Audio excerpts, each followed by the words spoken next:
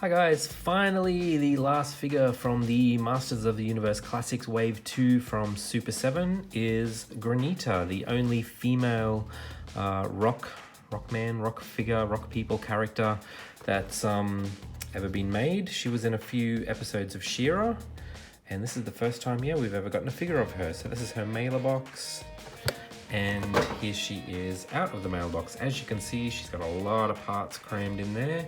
So we'll do this real quick so we can free her up, because I'm dying to get all those parts out. So there is her bio, if you want to read. Pause that, and some cross sell. Let's go ahead and get her out.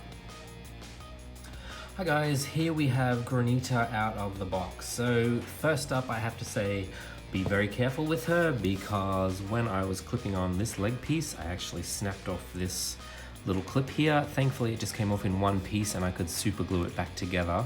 But yes, she's very, very clunky. She's very, very chunky. Her rock parts are really, really thick. Like, this plastic is really thick and heavy. Like, she's very hefty.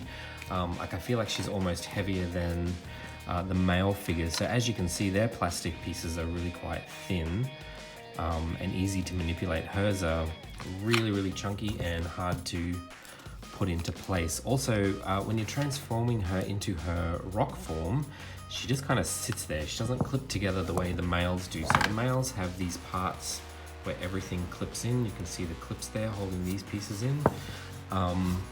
Yeah, they're really well engineered. I feel like she's not so well engineered. So first of all her parts just kind of clip off.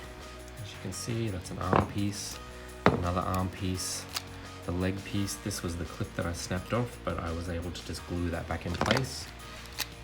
And the other leg piece, and she has this back piece which comes off as well. She has quite wide hips. I don't know if it just looks a bit funny because she doesn't have anything covering them. Also, the one thing I really noticed is that her leotard is kind of, it's kind of up here, it's rounded here, and it's not wide enough to cover her inner joints, I guess, which is a little disappointing. She comes with her weapon, which also plugs into her belt, same as the male figures. She was my most anticipated, but now that I have her, I feel like she's kind of a bit of a letdown.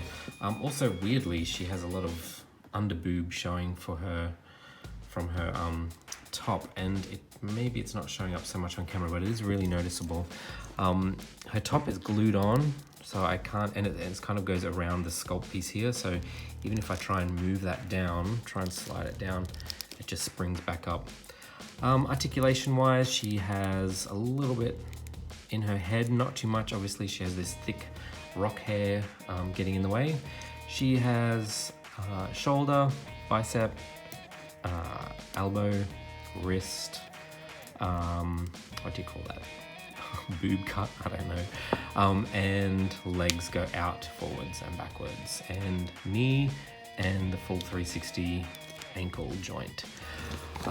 Yeah, as I said, transforming her is really hard because none of her pieces clip together. There are these two little nubs on her leg pieces, but they really don't even clip together.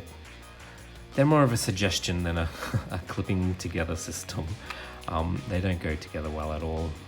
I can't make a match up anyway. So yes, I'll try and transform her into her rock form and take some photos. So yeah, wish me well and stick around.